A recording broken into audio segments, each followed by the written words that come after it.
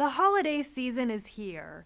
In order to spend more time with family and friends, many people have turned to online shopping to save time. But is your personal information safe when shopping online? I'll share some tips on how to keep your information safe in just a moment.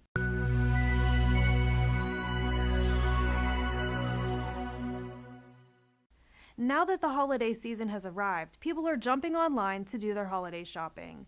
While online shopping has come a long way, some people are still concerned about how to keep their information safe.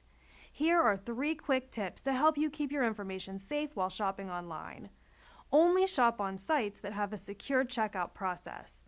Using a secure website for your online orders is a must. Most major web browsers have a lock icon at the beginning of the bar where you can see a website address. If the site that you are entering your payment information on doesn't have a lock icon, think twice before ordering. Avoid using unsecure or public Wi-Fi networks.